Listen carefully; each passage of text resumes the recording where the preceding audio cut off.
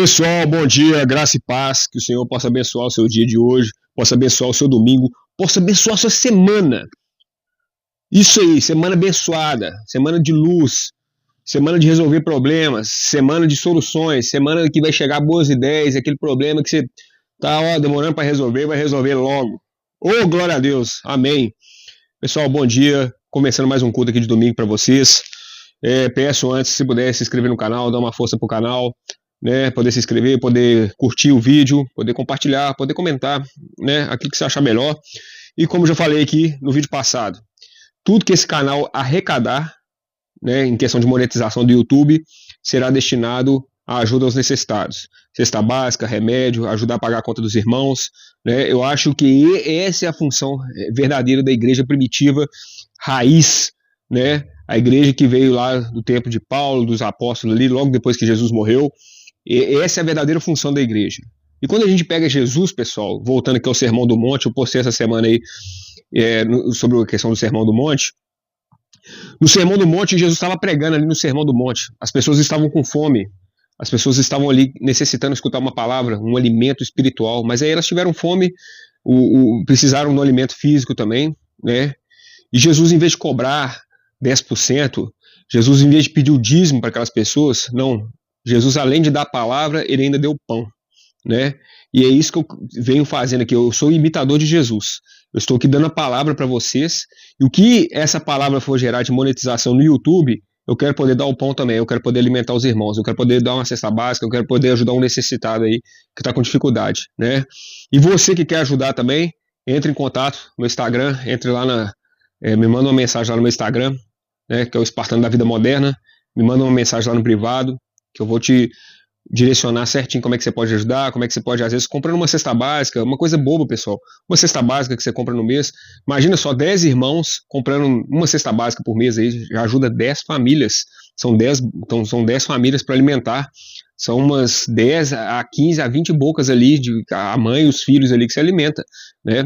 Então contribua também, faça um trabalho voluntário, faça a verdadeira caridade, pratique a verdadeira religião que Jesus prega, né? Esse é o verdadeiro dízimo, esse é o verdadeiro lugar que deve ir o dinheiro da igreja, né? Realmente para abastecer e ajudar as pessoas que estão passando por crises, por processos temporários de desemprego, às vezes doença, às vezes depressão, né? Então um dinheirinho ali que pode ajudar a pagar uma conta ali, né? Que pode dar uma aliviada ali nas contas do irmão, né? Para ele poder se reerguer novamente para a sociedade. Esse é o foco aqui do canal. Bom, pessoal, hoje um tema super polêmico. Podemos questionar a Deus? É pecado questionar a Deus? É proibido questionar a Deus? Nós vamos falar sobre isso aqui hoje. E não só sobre isso aqui, pessoal. O que acontece? Eu estou seguindo o estudo sistemático da Bíblia, né? E aí eu voltei na genealogia ali de Jesus, né? Descendência ali que deu origem a Jesus. E vocês viram aí que Abraão, o negócio foi bravo, né? A questão do Abraão e a questão do Deus do Antigo Testamento também. E aí muita gente criticou, claro, normal, o religioso, aquele que está com a viseira da religião, da fé, achou um absurdo as coisas que eu falei sobre Deus, como ele poderia ter direcionado outros caminhos e tal. Então hoje eu vou esclarecer essa questão de Deus aqui, e não só com esse culto, porque, pessoal, eu comecei a estudar, eu comecei a aprofundar, eu comecei a ler o Antigo Testamento com mais crivo, né? E, pessoal, pasmem, é de assustar. As histórias do Antigo Testamento, não conhecia todas, agora estou realmente conhecendo todas, onde teve a mão de Deus ali, e a atitude desse Deus. Matou mais de 2,5 milhões de pessoas, pessoal. Quando a gente pega a Bíblia inteira, Deus mandou matar 2,5 milhões de pessoas. O Deus, esse mesmo Deus que coloca lá no mandamento, não matarás, matou esse tanto de gente, mandou matar através de profetas. Então, assim, quando eu vejo essa justiça de Deus, essa fúria de Deus, essa justiça divina, que todo mundo fala que é a justiça divina, não, eu não vejo justiça não, eu vejo muita crueldade, eu vejo muita gente inocente morrendo no meio desse processo aí. Então eu comecei a duvidar, será que é o mesmo Deus que Jesus prega? Será que é o mesmo Deus que Jesus veio trazer o amor, a misericórdia, o perdão, de perdoar 70 vezes 7, de amar os inimigos? Esse Deus ama os inimigos? Ele prega para amar os inimigos, mas ele mesmo ama os inimigos?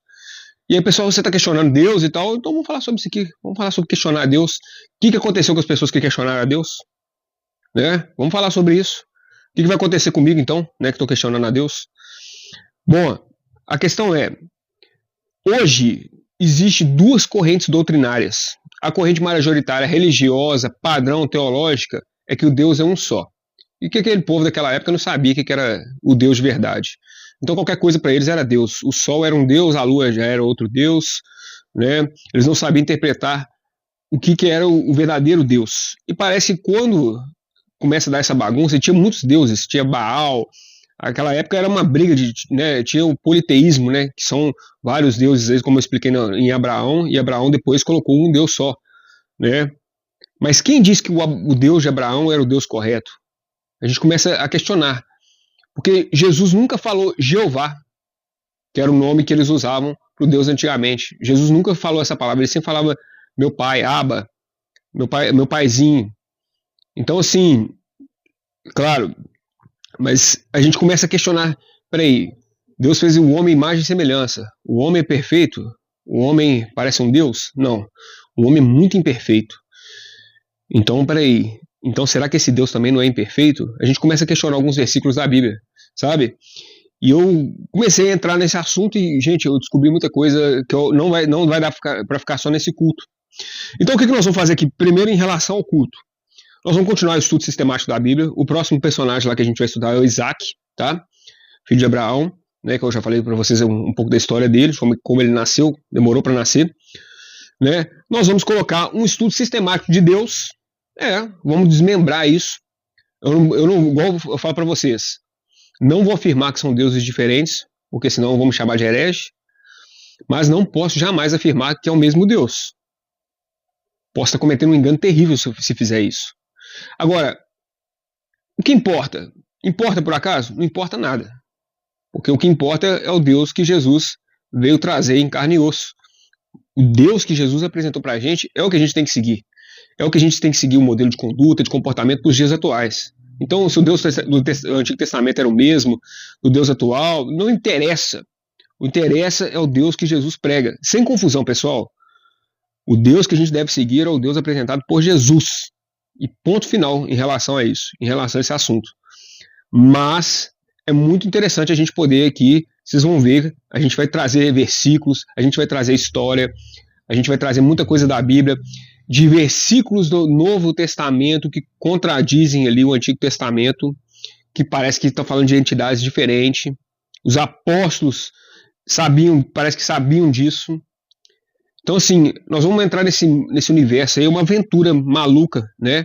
Mas que jamais, dentro de um púlpito de igreja, eu ia poder falar isso. Então é muito bom a gente poder ser livre, poder ser um pastor livre, de pregar a verdade e de questionar essas questões.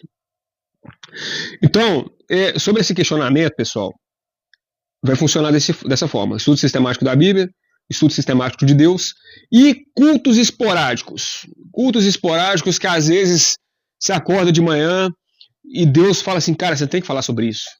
Sabe, parece que a mensagem é espiritual, é um anjo, é divina.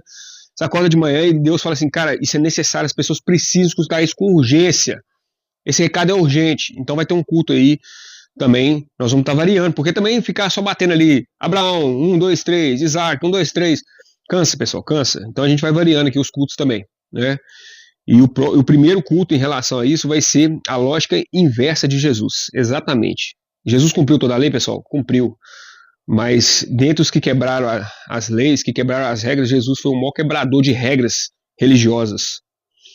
Então nós vamos questionar isso. Ué, mas não tinha lei, por que Jesus brigava tanto com os fariseus? Por que ele quebrava tanto essa lei?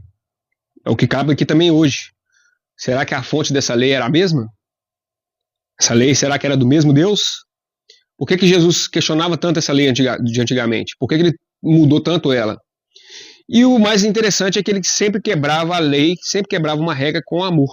Ele colocava o amor pelo ser humano, para a ajuda do próximo. Um versículo nunca vai ter a força do amor, pessoal. Coloquem isso na sua cabeça. Quer ser crente, quer seguir a Deus, quer seguir Jesus, não fica preso só na Bíblia, não. Porque se você cumprir a Bíblia, arrisca é perigoso você se transformar numa pessoa bem diferente daquela que Jesus queria para você. Quando você está cumprindo a Bíblia, quando você está cumprindo um versículo bíblico e aquilo ali foge do mandamento principal, que é amar o próximo, cuidado. Bom, então, a gente vai começar hoje aqui uma série sobre Deus, questionando essa questão, se a gente pode ou não questionar Deus, se é pecado questionar Deus, né? O que importa é o Deus de Jesus, já falei, o Deus apresentado por Jesus, esse eu não questiono, pessoal. Esse é o verdadeiro Deus para mim, esse eu não questiono. Agora, o que me gera dúvida, a gente tem que questionar, a gente tem que perguntar, porque o questionamento ele vem do entendimento. O questionamento, ele que abre o entendimento. Quando eu vejo aqui na história da Bíblia, pessoal, né, quando a gente vê aqui na história da Bíblia, as maiores parábolas, os maiores conhecimentos, a maior sabedoria que a gente consegue extrair ali da Bíblia, os maiores ensinamentos de Jesus vieram de perguntas, vieram de questionamento. Questionar é perguntar, questionar é querer aprofundar, questionar é ir a fundo. Só que, claro, tem formas de questionar. Tem formas agressivas, ofensivas, desrespeitosas. E tem formas respeitosas, tem formas que a gente vai buscar o entendimento, vai querer aprofundar, né? Claro, tem crítica no meio desse processo, tem um pouco sim de julgamento, porque a incoerência bate nos nossos olhos aqui, não tem como a gente desver o que a gente viu, né? Então, o primeiro ponto que eu vou pegar aqui nesse culto é o seguinte: vamos pegar o que Deus é com base naquilo que Jesus trouxe. Uma vez que a gente pega aquilo que Deus é com base no que ele representa na Bíblia, não só o que é falado dele na Bíblia, como é falado pelos religiosos, pelos pastores, pelos padres, pelos papas, pelos bispos. Se Deus é isso, e o Deus que Jesus veio apresentar é isso, qualquer coisa diferente disso é questionável de perguntar. É um assunto para a gente poder questionar. O povo era muito... Realmente, o povo deveria ser muito assim, sem cabeça, se é o mesmo Deus, mas interpretado de uma forma muito diferente daquilo que era. Quem escreveu o Antigo Testamento aí, sem noção se é o mesmo Deus, ou realmente nós estamos falando de entidades diferentes, a nível de tudo, a nível de personalidade, né? E nesse quesito, pessoal, é engraçado que dentro da corrente religiosa existe também diferenças. Nós temos a corrente gnóstica, nós temos a corrente que parte da filosofia, que veio com Platão, a gente veio com Marcion, que foi um grande questionador do Antigo Testamento, desse Deus do Antigo Testamento. A gente vem com uma questão que Jeová era um outro Deus imperfeito que criou esse mundo. O mundo já é do maligno, né? Começa a pegar esses versículos, o mundo já é do maligno, mas o mundo não foi criado por Deus, poderoso e soberano, por que ele é do maligno? Então uma outra corrente, a corrente gnóstica, afirma que é um outro Deus, é um outro ser. Da mesma forma, no mesmo nível ali de Baal, né? No mesmo nível desses deuses aí do Antigo Testamento, aí, quando tinha o politeísmo. Mas uma outra corrente afirma que era o próprio diabo. Dentro da corrente religiosa era o próprio diabo se fazendo passar por anjo. E enganando Moisés, enganando Abraão. Então é muito interessante a gente poder aprofundar isso aí. Mas enfim, com base no que a gente tem de que é Deus, vamos falar qual que é a nossa base que a gente tem. O que a gente tem de Deus é isso. O que os religiosos pregam, o que Jesus colocou de Deus. Então vamos ver primeiro qual que é a nossa base, referência, para tudo que vier depois a gente poder comparar. Então a base é: Deus é onipotente, Deus é onisciência, Deus é onipresença. Ele conhece passado, presente e futuro. Deus é imutabilidade, Deus não muda, Deus não muda. Deus é eternidade, Deus é unidade, Deus é infinitude, Deus é soberania, Deus é supremacia, Deus é amor, Deus é bondade, Deus é perdão, Deus é misericórdia, Deus é paciência, Deus é justiça, Deus é santidade, veracidade, liberdade e paz. Tudo que for diferente desse Deus começa a dar uma pulguinha atrás da orelha da gente, né? Tudo que for diferente disso é motivo de questionamento, porque o Deus, ele é o símbolo de moralidade absoluta. Ele é o padrão de conduta que traz em Jesus um estilo, né, em forma humana, porque Como eu posso ser Deus na Terra? Jesus vem e ensina como ser um Deus na Terra. Eu bato demais com os evangélicos, às vezes, por causa disso, com os crentes, porque eles ficam só louvando. Um pai não quer que o filho fique só louvando ele, não. Um pai, de verdade, como Jesus veio trazer o filho dele como exemplo de conduta, comportamento e espiritualidade, o pai quer que a gente se torne igual a Jesus. E ele mesmo, vocês ainda falam milagres maiores que os meus. Jesus afirmou isso, vocês serão igual a mim. A gente tem que procurar ser igual a Jesus, pessoal. E esse é o objetivo, não é ficar louvando, só cantando música para Deus, não. É realmente abraçar a personalidade de Jesus, abrir mão de si mesmo, pegar a nossa cruz e seguir Jesus na conduta dele, no comportamento dele, ser igual, ser parecido com Jesus. Ser parecido com Jesus. Fazer a nossa iluminação interna, a nossa iluminação espiritual, que vem de dentro para fora, que você não precisa nada externo, não. Estudar os passos de Jesus, personalidade, comportamento de Jesus. Estudar como ele comportava em várias situações, como ele pregava o amor nessas situações e como a gente pode pregar esse mesmo amor na nossa vida. Seguir Jesus nesse mesmo caminho, no comportamento da personalidade, abrir mão da nossa personalidade e ser a personalidade de Jesus aqui na Terra, de ser Deus aqui na Terra, de ser pequenos cristos. Vós sois Deus. Está na Bíblia também. Então é isso. Agora, como eu falei para vocês, na questão do questionamento, a gente tem que saber separar.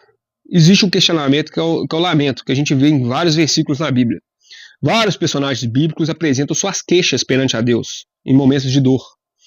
O livro de Abacuque é um exemplo clássico de um profeta que questiona abertamente a justiça de Deus. Abacuque ali 1, 2 e 3.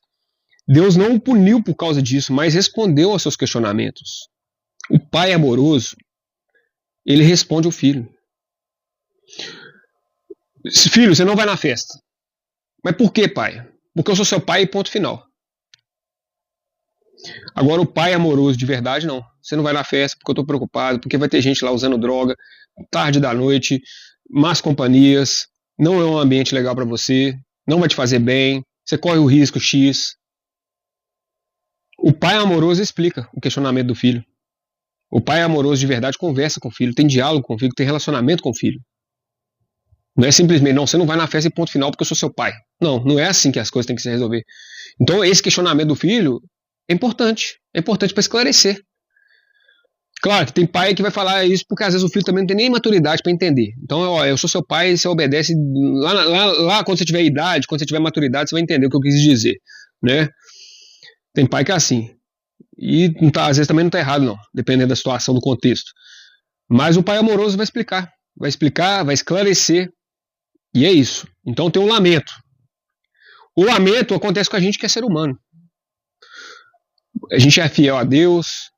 Às vezes o crente, eu vou na igreja todo domingo, ou o católico, eu vou na missa todo domingo, eu comungo, eu tomo a ceia, eu faço jejum, eu pago dízimo, e as coisas só dão errada para mim. O que está acontecendo, meu pai? Será que o Senhor está comigo mesmo? Começa a questionar a Deus. Esse questionamento com Deus é uma conversa sincera com Deus, pessoal. E a gente tem que ter isso. Isso é uma verdadeira oração. Né? Então Deus não puniu ele. Pelo contrário, ele esclareceu. Agora, o que vem acontecendo hoje nas igrejas aí? Vamos dar real. Você vai questionar o pastor? Você vai perguntar alguma coisa para o pastor? Né? Não questione o ungido do Senhor. Não questione a soberania de Deus. Não venha questionar a autoridade de Deus aqui na terra. Não questione o Papa, não questione o padre, não questione o pastor, não questione o ungido do Senhor. Infelizmente, muitos líderes têm esse tipo de comportamento, que em vez de pegar, acolher e explicar, fala que, você está questionando a Deus, já começa a acusar. Você está pecando. Cara, é perigoso o que você está fazendo. Você vai para o inferno. E já começa as ameaças. É real ou não é?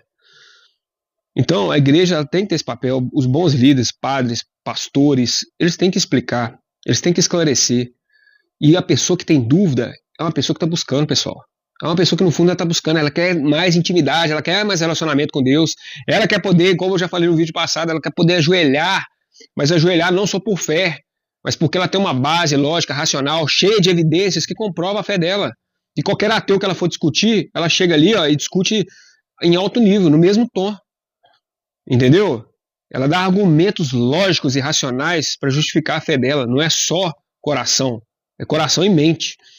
E isso que é o papel do cristão, a gente poder estudar muito mais que qualquer ateu para poder argumentar com eles, né? Esses debates que a gente fica vendo na internet aí. Então, quantas pessoas, né, a gente puder explicar, a gente puder esclarecer, né?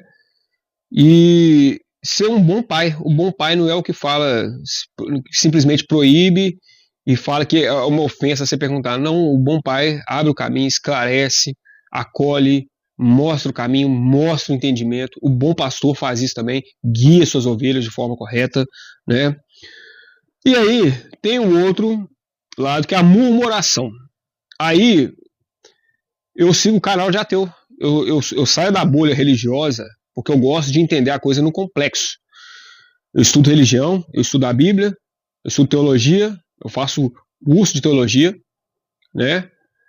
Mas eu estudo história, eu vejo se a história bate com aquilo ali, com aquele acontecimento. Eu estudo ciência, eu estudo a visão do ateísmo, eu estudo a visão de outras religiões em relação àquele mesmo versículo, porque a gente tem que ter conteúdo, pessoal.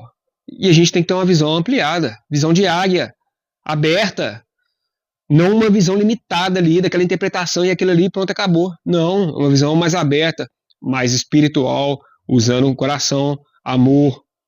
Como eu falei para vocês no início do vídeo, cuidado, ficar seguindo o versículo da Bíblia aí e aquilo ali contradizer o amor de Cristo, contradizer o amor pelo seu irmão. A verdade é essa. Hoje em dia tem gente que acha que está correto e tal e ainda vai apontar o dos outros. No que você apontou dos outros, você já cometeu 2 pecados ali. Você já está julgando o coleguinha e você já está praticando fofoca. Então a gente tem que ter muito cuidado, pessoal. Porque Jesus não julgava ninguém. Não julgava nenhum pecador. Ele acolhia o pecador. E ele restaurava a vida desse pecador. Então, a gente vê a rebelião. A gente já vê um coração endurecido para a verdade. A gente já vê uma revolta. A gente já vê um sarcasmo, que aí já é um desrespeito mesmo. A gente já vê uma rejeição a qualquer argumento. A pessoa já não está ali para discutir, para aprender. Ela já está ali com a ideia, com a opinião dela formada sobre aquilo ali, e ela não vai aceder. Ela simplesmente vai só atacar. Né? E ela não quer a verdade. Então, com essa pessoa, nem perca tempo. Discutir. Esse tipo de debate com o ateu não vale a pena ter. É bom você ter pessoas inteligentes, saudáveis, que uma gosta de aprender com a outra, uma gosta de ver pontos diferentes. A gente pode pensar diferente, mas a gente já pode aprender um com o outro. E a gente pode ser amigo, mesmo pensando diferente. São pessoas maduras, emocionalmente maduras, intelectualmente maduras. Agora, pessoas que querem atacar, querem ofender sua fé, querem menosprezar você, querem menosprezar o seu Deus, sua religião, aí parte para agressão, né, pessoal? Aí a gente vê que ela já tem a verdade dela e ela não quer ceder. Ela tem ódio no coração mesmo, ela quer atacar e ela não tem espiritualidade nenhuma. Porque a gente está vendo aí nesses debates de podcast, eu fico vendo muito, né? Pastor contra 25 ateu, ateu contra 50 cristãos, enfim, cristãos. O que a gente vê? Que às vezes os religiosos, os que botam a Bíblia ali debaixo do braço, são os mais agressivos, são os que mais ofendem. Eu estou reparando isso com as postagens que eu faço, que é polêmica, que quebra a caixa mesmo, né? O sistema religioso. Que os mais religiosos são os maiores inimigos mesmo. Fica preso ali na palavra e não vê o amor pelo próximo. E sai atacando, e sai xingando de herege, e sai condenando a gente pro inferno. Te condena pro inferno.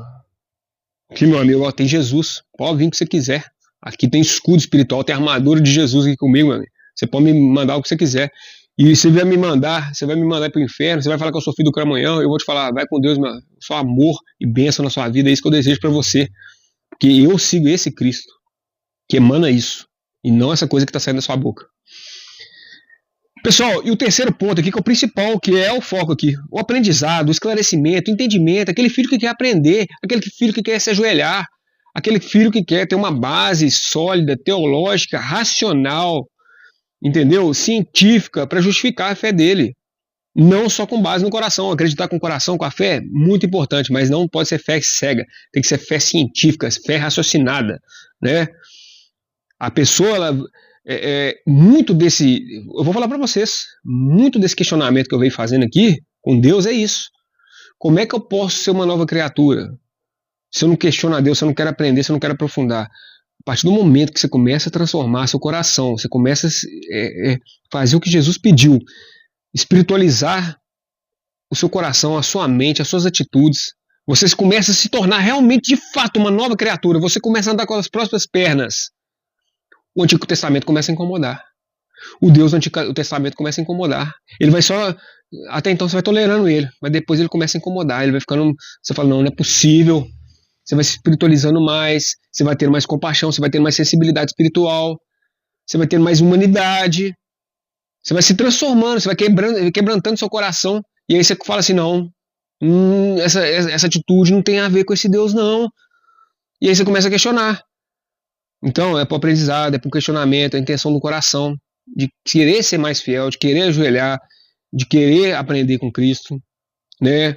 De querer poder discutir com uma pessoa de religião diferente, ou um ateu, ter bases sólidas de argumento para isso, né?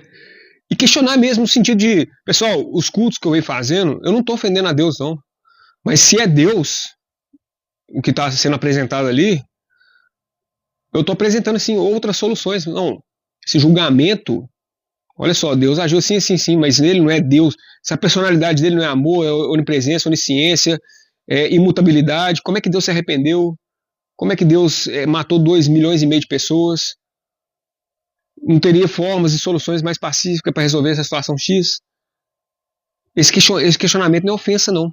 E agora, eu vou contar para vocês aqui algumas passagens da Bíblia de pessoas que questionaram Deus, que questionaram Jesus, que o próprio Jesus questionou, mas que foram recompensadas com sabedoria, foram recompensadas com conhecimento, foram recompensadas com aprendizado e evolução espiritual através desse aprendizado. Então, sobre a série Deus é verdadeiramente o Deus do Antigo Testamento ou é outro apresentado por Jesus, são diferentes, dentro dessa série nós vamos falar muito sobre isso. A primeira parte vai ser muito sobre esse questionamento, sobre se é proibido ou não questionar a Deus e o que aconteceu com as pessoas que questionaram a Deus na Bíblia, né? Então, o primeiro caso aqui, né? Qual é o resultado de questionar a Deus? A própria Bíblia vai responder com várias histórias aqui pra gente. E o primeiro que questiona a Deus é Jó. Pessoal, a história de Jó, como eu falei para vocês, o Deus do Antigo Testamento é completamente mau? Não. Ele tem vários atos de perdão, de amor, de misericórdia, de paciência, de esperar, de recompensa. Ele não é todo mal. Ele não é todo mal. Mas a gente tem que pensar também na teologia do irmãozinho lá que colocou esse Deus do Antigo Testamento como o diabo disfarçado. Se você fosse o diabo, você seria completamente mal? Você ia deixar revelar sua identidade assim de forma fácil? Não. Você ia cometer alguns atos ali de bondade também, né, de certa forma, para poder enganar as pessoas, para elas acharem que você é bom. O diabo é bobo, não. O diabo é esperto, o diabo é inteligente, né? Não estou falando que é o mesmo Deus, não estou falando que é o diabo, só estou abrindo questionamentos aqui. E pessoal, e já falo com vocês aqui, se está tendo dificuldade com esses cultos, de escutar de forma mais analítica, de forma racional, de ler a Bíblia de forma mais inteligente, né, com mais racionalidade, se está agredindo, se está ofendendo a sua fé, para de assistir meu canal, para de seguir. Vai seguir o pastor lá que fala que Deus é bom, que é sempre bom, sempre foi bom. Vai seguir esse pastor lá. Aqui não, aqui eu confronto com o que está escrito na Bíblia, com a verdade. Eu não fico tentando fazer... não, porque o contexto, porque a hermenêutica, a exegese, sabe aquele negócio todo, dando aquela volta toda. Não, eu estou indo direto aqui no texto aqui. É direto no texto aqui. E pegando essa interpretação assim de uma forma bem, sabe, porque às vezes que eu vejo, fica tentando passar pano, fica tentando, sabe, e assim, quando força demais, pra mim, tem alguma coisa errada. Então, acho que a gente tem que esclarecer isso. Vamos pegar o caso de Jó. Jó reclamando com Deus. Então, vocês conhecem a história de Jó, né? Deus fez um pacto com o diabo, uma aposta com o diabo, na verdade, pacto não, né? Uma aposta com o diabo, né? E ele falou, Deus apresentou Jó, não foi nem o diabo que... Quer dizer, teve uma reunião ali com os anjos do céu, o diabo estava lá. E aí muita gente tem essa teoria, que o diabo, ele trabalhava para Deus no Antigo Testamento, ele era um servo de Deus. Que ele não era o opositor de Deus ali, antigamente. Ele trabalhava com Deus de alguma forma. Ele estava ali no Conselho dos Anjos. O que ele estava fazendo lá, né, nesse Conselho dos Anjos? Né? Mas a história é bem essa. Deus apresenta o seu servo Jó para o diabo. É Deus, parte de Deus, não parte do diabo. Então Deus expõe a sua ovelha para o diabo e fala assim, ó, esse é meu filho Jó, esse é fiel, esse é temente a mim. E você pode fazer o que você quiser na vida dele, a menos que, eu só não quero que tire a vida dele, mas você pode fazer tudo que você quiser na vida dele de mal, que ele vai continuar temente a mim, ele vai continuar fiel a mim. É uma história linda de fidelidade a Deus, onde Deus destrói toda a vida de uma pessoa e ela continua fiel. E é o que também eu acredito que a gente tem que ser na vida. A história de Jó, a gente tem que ser Jó. Não vai na igreja procurando prosperidade, não vai na igreja procurando carro novo, cargo, salário, esposa, saúde, cura de doença, não. Seja como Jó, seja fiel na alegria, na doença, na tristeza. Se sua vida estiver toda destruída, continue sendo fiel. Como a fé de Jó, ela é muito, né, é impressionante. Jó, coitado, foi uma vítima aqui. Serviu a Deus e ainda tomou um monte de porrada. Por quê? Porque Deus permitiu. Então, se Deus permitiu, Deus foi maldoso com o servo fiel dele. Se o diabo entrou e arrebentou com a vida de Jó, e os 10 filhos dele que morreu, ninguém questiona isso, fica parecendo que, não, mas depois ele teve mais outros 10 filhos, mas quem é pai sabe, e a dor de perder 10 filhos.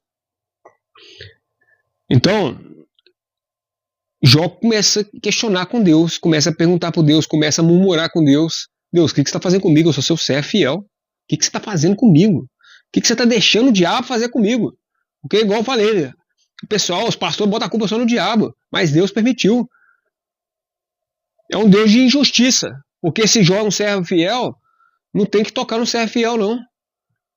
Entendeu? Pelo contrário, ele tem que proteger esse servo e não deixar o diabo destruir a vida dele, não, para ficar fazendo aposta com o diabo, não.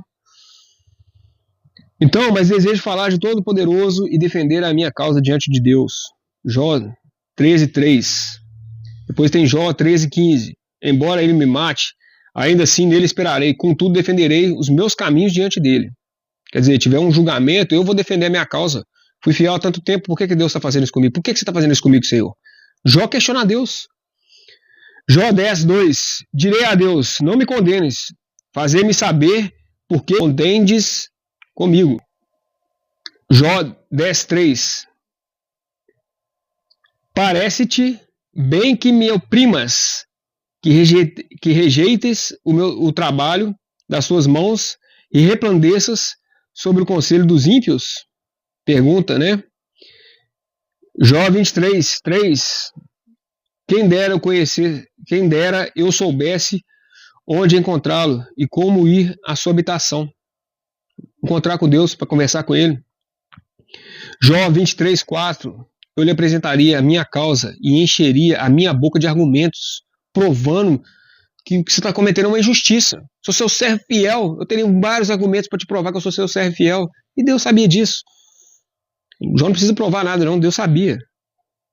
Tanto que Deus pega justamente ele e apresenta ele para o diabo. É Deus que apresenta Jó para o diabo.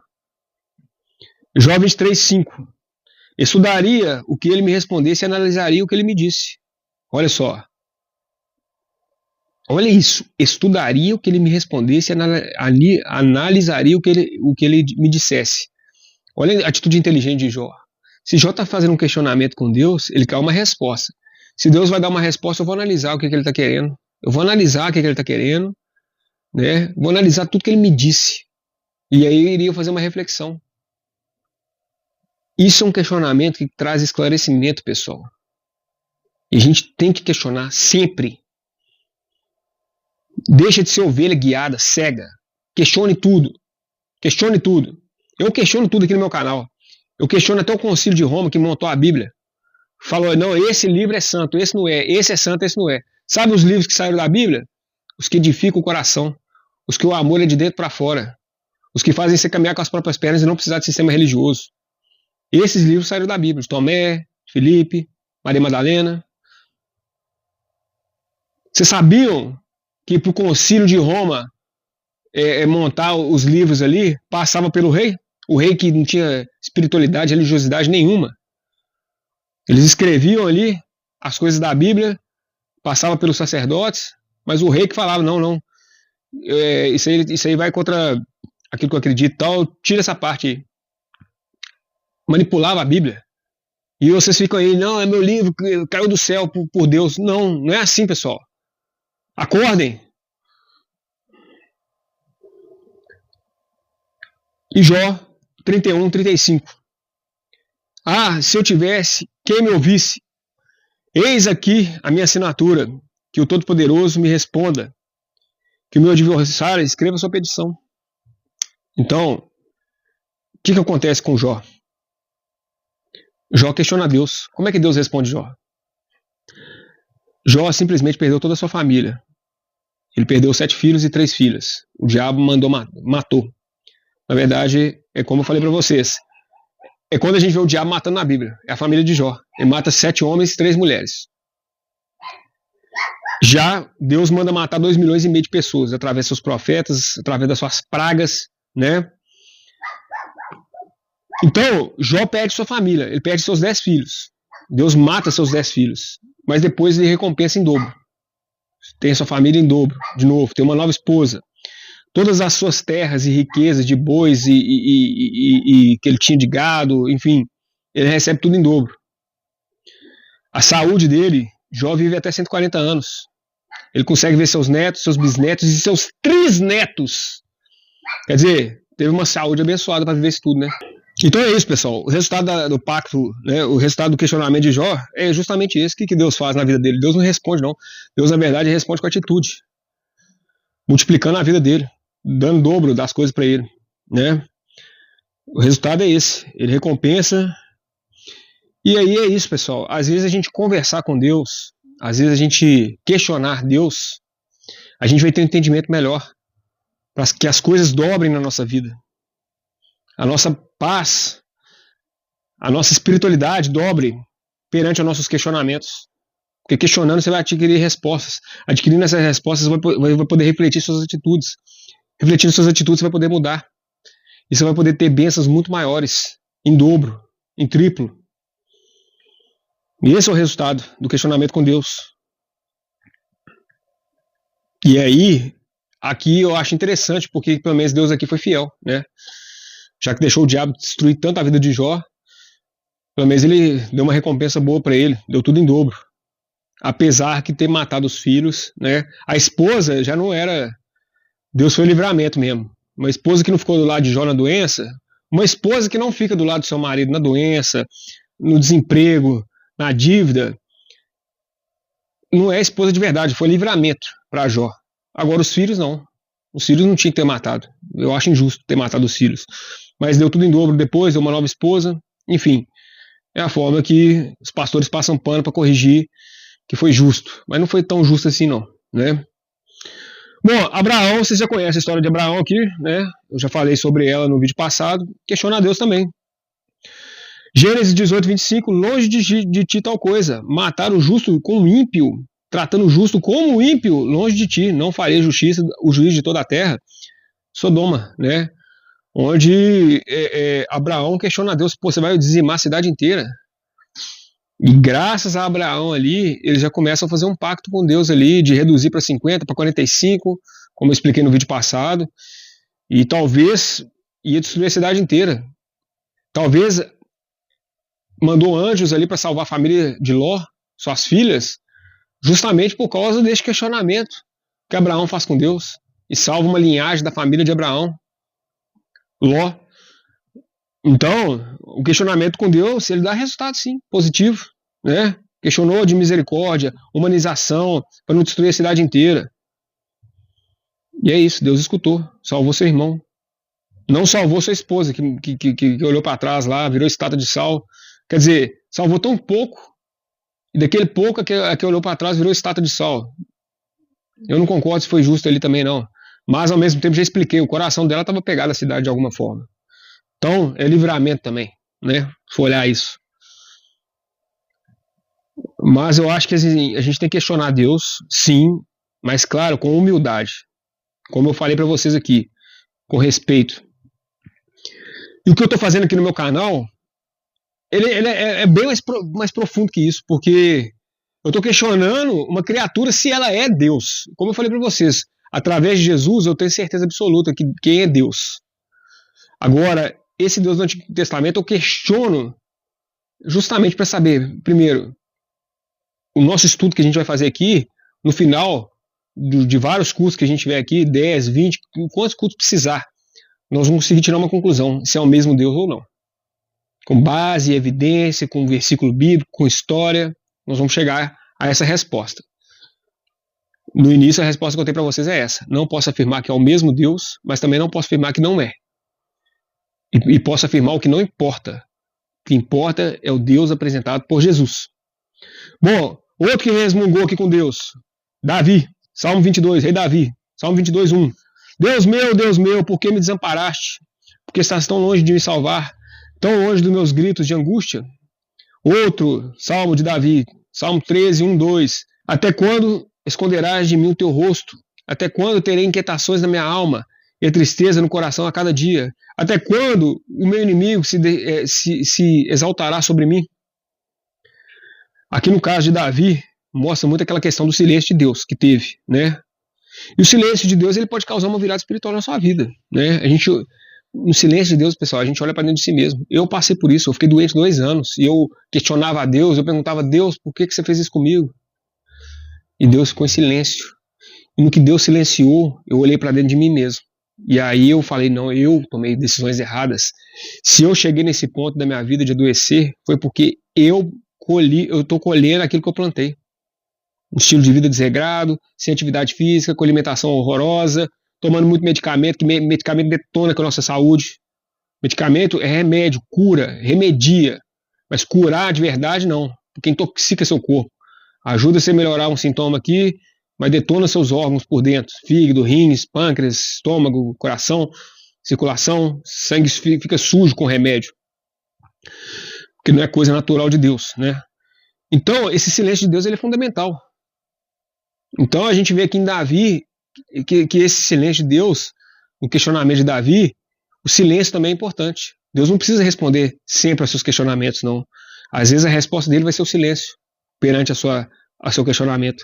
E esse silêncio vai fazer você olhar para dentro. Então Deus mantém o salmista vivo e capaz de louvar, apesar da angústia dele. Para a tradição, isso ainda é a prova que a presença de Deus se manifesta no amparo à alma, não necessariamente na resolução imediata dos problemas políticos ou sociais que cercavam Davi. Quer dizer, a Bíblia ainda vê que o silêncio e a forma como as coisas aconteceram, Davi ainda foi um beneficiado através desse questionamento, dessa murmuração perante a Deus, né?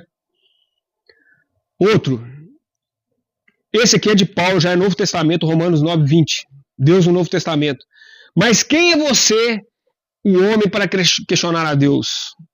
No Novo Testamento, eu até vou te falar a verdade, que já é até mais uma ofensa mesmo, porque o Novo Testamento já foi apresentado por Jesus, então aí eu já acredito que aí já parte um pouco para a parte da deselegante mesmo, de uma questão mais ofensiva. Acaso aquilo que é formado pode dizer ao que formou? Por que me fizeste assim?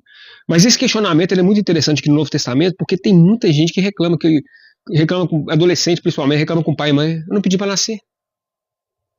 Aí a pessoa nasce com problema de saúde, a pessoa nasce paralítica, a pessoa nasce com autismo, a pessoa nasce com vitiligo, a pessoa nasce com uma situação e reclama com Deus. Eu não pedi para nascer assim, Senhor. Eu não pedi para nascer assim. Por que me fizeste assim? Como está no versículo, né? Então, se você nasceu dessa forma, paralítico, com vitiligo, com doença, é porque Deus tem uma missão, um plano para você. Você vai atingir o ápice do seu nível espiritual, mesmo enfrentando esses desafios, mesmo enfrentando essas coisas. Você tem uma missão. Tudo tem um plano de Deus ali. Todo mundo tem uma missão aqui na Terra. Então, se a gente já nasce com uma deficiência, se a gente já nasce, se a gente não gosta, às vezes é para você aprender a ter amor com você mesmo. Porque pessoas que não gostam do próprio corpo, não gostam do que vê no espelho, daquilo que carregam como enfermidade, essas pessoas são as que mais precisam amar a si mesmo. Cumprir o mandamento principal. Amar a Deus sobre todas as coisas, o próximo como ama a si mesmo. Como é que você vai amar o outro se você não ama a si mesmo? Tem gente que tem dificuldade de amar a si mesmo. E aí, às vezes, essa pessoa vem com essa doença na Terra. Mas ela, de fato, ela tem que amar a si mesma. A única forma dela poder ter uma vida em paz, poder ter uma vida de alegria, de amor e amar o seu semelhante, ela olhar no espelho e entender que Deus fez ela daquele jeito e que ela tem que se amar, aprender a se amar, aprender que aquilo ali tem uma missão, tem um propósito de vida, que aquela doença, a luta que ela vai ter com aquela doença vai ser inspiração para ela achar uma solução, uma cura e que ainda pode ajudar muitas pessoas. A gente não sabe os propósitos divinos, pode ser uma coisa maravilhosa, pessoal. Jesus foi o único que questionou a Deus. Aí, é pecado questionar a Deus? Então tá, então fala com Jesus, então que ele cometeu pecado. Jesus não pecava, pessoal. E essa aqui era a maior prova que questionar a Deus não é pecado, né? Pai, se queres, afasta de mim esse cálice. Contudo, não se faça a minha vontade, mas que faça a tua. Lucas 22, 42. Quer dizer, só que Jesus é um outro nível de questionamento já, né? Jesus estava em carne humana, pessoal. Ele estava sentindo as dores e as emoções humanas. Então, ali na hora da cruz, ele tem medo. Quem não tem medo sabendo que vai para a cruz, pessoal? Vai te crucificar, vai abrir, vai te pendurar lá. Ele sabia que ia acontecer isso com ele. É lógico que as emoções humanas elas vão gritar ali naquele momento. O desespero vai bater mesmo. Jesus teve esse desespero. Mas ele já sabendo o seguinte, olha, eu estou desesperado, eu sei, mas que faça a sua vontade, meu pai. Quer dizer, ele questionava, mas o próprio Jesus já tinha resposta, né? É um outro nível, né? Quando ele já está pendurado na cruz, Deus meu, por que me abandonaste? Mateus 27, 46, Marcos 15, 34, ele fala praticamente o mesmo salmo ali de Davi, por que me abandonaste, Senhor? É desesperador, na verdade. Sabe por quê, pessoal? Ele está simplesmente ali carregando todo o pecado da humanidade. Então, acaba saindo essas frases, por que me abandonaste? Mas não abandonou, tanto que não abandonou que a maior recompensa de Jesus foi ressuscitar. E ir morar do lado direito do Pai, do trono. Maior recompensa para o questionador aqui, Jesus, né? O outro questionamento de Jesus, pessoal, esse questionamento nós vamos aprofundar mais para frente, que ele é mais complexo. Mas ele repreende um Deus onde que as pessoas estão com fome e essas pessoas estão com fome e Deus manda serpentes. Isso é a história lá do Antigo Testamento, do povo lá que estava reclamando do maná. Vocês estão reclamando do maná? Deus manda serpentes. Um Deus vingativo, né? Só que no Novo Testamento, olha como é que isso é profundo. Jesus repreende o Deus do Antigo Testamento, sem querer. Porque ele fala assim, aquele filho que está com fome, que quer comer, que pai mandaria serpentes para eles? Parece que ele está fazendo uma crítica àquele Deus do Antigo Testamento. Não parece? Esse versículo das serpentes, do pessoal do maná, nós vamos aprofundar nele mais para frente. Porque os teólogos vão falar, não, ali Deus estava repreendendo eles. Vocês estão reclamando do maná? Toma serpente. Diferente do caso de Jesus, onde o povo estava com fome, precisando de pão e peixe, né? E Jesus, no Sermão do Monte, simplesmente fala assim, que pai que daria serpente para o filho que está com fome? É uma outra situação. Um filho está com fome, o outro filho está reclamando da comida. É o que os teólogos falam. Mas parece também, olhando, que é uma crítica direta a esse Deus do Antigo Testamento. Como eu falei, Jesus nunca chama o Deus do Antigo Testamento de Jeová, que parece que é uma outra entidade.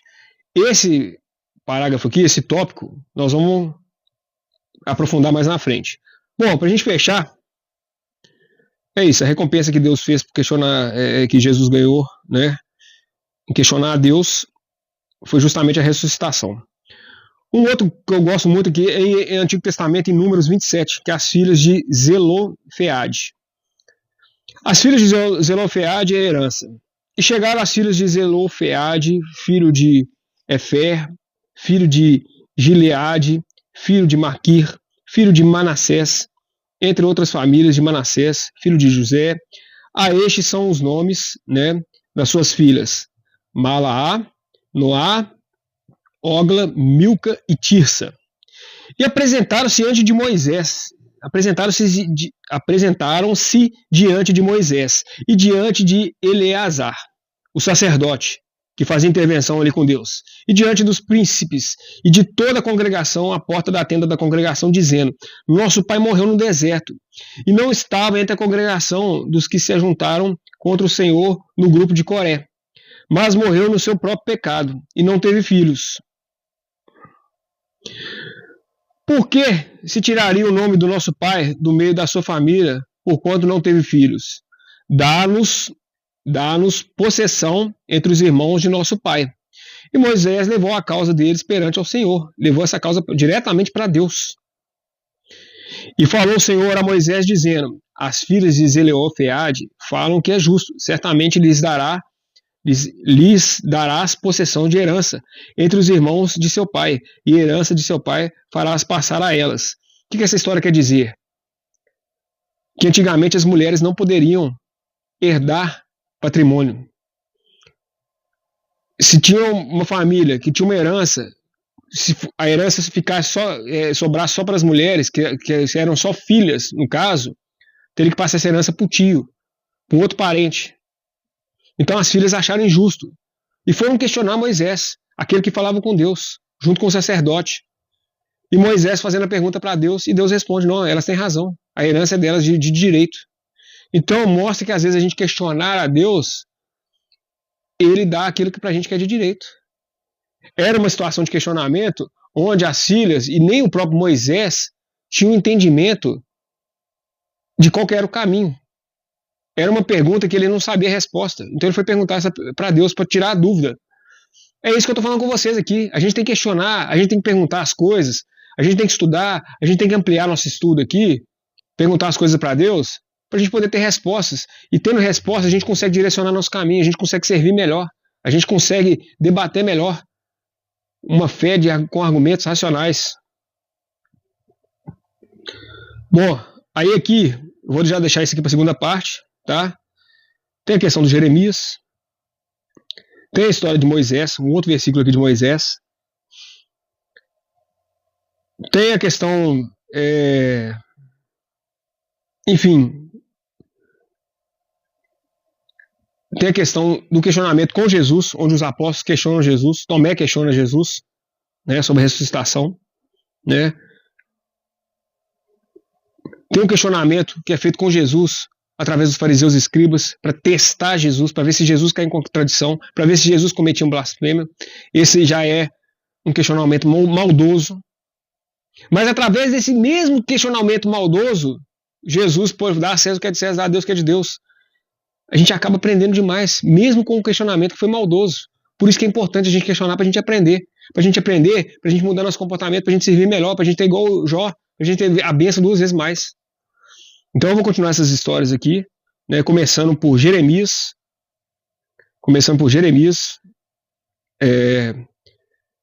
no próximo culto, e a gente segue, beleza?